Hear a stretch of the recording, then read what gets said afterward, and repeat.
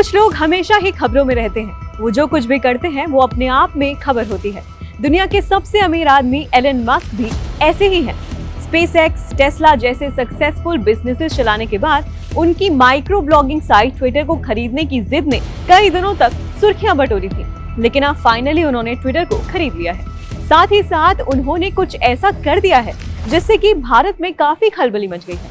Elon Musk ने Twitter पर take over करते ही ट्विटर के सीईओ पराग अग्रवाल को नौकरी से निकाल दिया है। पराग अग्रवाल भारतीय हैं और पिछले साल जब उनकी इस पद पर नियुक्ति हुई थी तब भारत में लोग काफी खुश थे, जश्न जैसा माहौल था। लेकिन अब उनकी फायरिंग पर भी कई सवाल उठाए जा रहे हैं। आज इस वीडियो में यही जानेंगे कि ऐसा क्या हुआ कि एलन मस्क ने ट्विटर के सीईओ पराग अग्रवाल को निकाल दिया है, और ये भी जानेंगे कि इस तनातनी की असल वजह क्या है। हाय, मैं हूं रिया श्री और आप देख रहे हैं एबीपी लाइव। सबसे पहले ये देखिए, अरे ये नहीं, ये देखिए। ट्विटर के चीफ के तौर पर सीईओ को फायर करते ही उन्होंने कहा कि बर्ड इज फ्री, मतलब ट्विटर आजाद हो गया है। आपको बता दें कि पराग को निकालने के बाद एलन मस्क को 320 करोड़ से ज्यादा की रकम पराग को देनी होगी एज पर कॉन्ट्रैक्ट। खैर, ट्विटर से बाहर किए गए भारतीय मूल के पराग अग्रवाल शुरू से ही मस्क के खिलाफ काफी मुखर रहे हैं। मस्क की ओर से ट्विटर के लिए बोली लगाने के बाद से ही कंपनी के सीईओ पराग के साथ उनकी नोकझोंक चल रही थी। एलन मस्क के ट्विटर को खरीदने का प्रस्ताव देने के बाद ही पराग अग्रवाल के कई ऐसे बयान थे जिनसे दोनों के बीच तनातनी साफ उजागर हुई थी। बता दें कि पराग अग्रवाल ने डील की घोषणा के तुरंत बाद ही कर्मचारियों से टाउन हाउस में कहा था कि कंपनी का भविष्य अंधेरे में है, पता नहीं ये किस दिशा में जाएगा। पराग के इस बयान के बाद से ही कयास लगाए जाने लगे थे कि क्या ट्विटर के सीईओ के पद से उनकी छुट्टी हो सकती है। खैर, हुआ भी कुछ ऐसा ही। शुक्रवार 28 अक्टूबर 2022 को आखिरकार एलन मस्क ने ट्विटर डील पूरी की और एक्शन मोड में आते ही सबसे पहले पराग को बाहर का रास्ता दिखा दिया। उनके साथ कंपनी के प्रमुख वित्तीय अधिकारी यानी कि सीएफओ नेड सेगल को भी बर्खास्त कर दिया। इसके अलावा लीगल पॉलिसी, ट्रस्ट और सेफ्टी विभाग के हेड विजय गड्डे को भी निकाल दिया गया है। एक साल भी नहीं रह पाए सीईओ भारतीय मूल के पराग।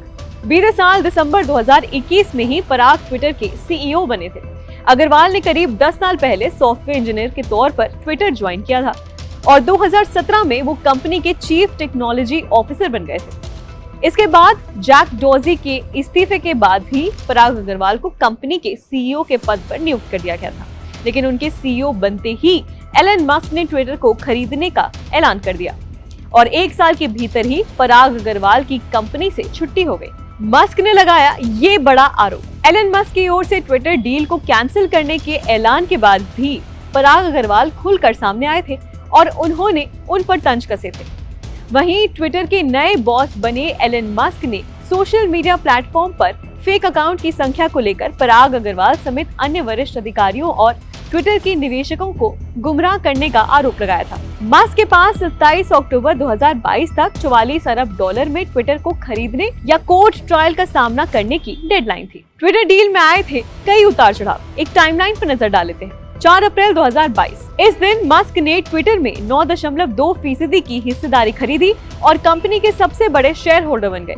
5 अप्रैल 2022 को सबसे बड़े हिस्सेदार होने के चलते एलन मस्क को शर्तों के साथ ट्विटर बोर्ड में जगह ऑफर की गई। 11 अप्रैल 2022 ट्विटर सीईओ पराग अग्रवाल ने जानकारी साझा करते हुए बताया कि एलन मस्क ट्विटर बोर्ड में शामिल नहीं होंगे।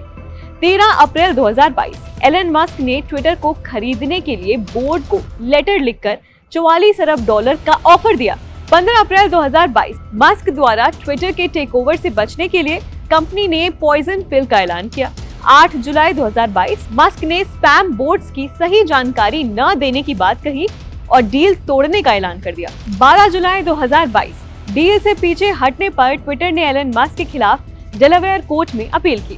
खैर, भारतीय मूल के पराग अग्रवाल को ट्विटर के सीईओ के पद से हटा दिया गया है। इस मामले में आपकी क्या राय है, हमें कमेंट करके जरूर बताएं और बाकी खबरें जानने के लिए देखते रहिए एबीपी लाइव।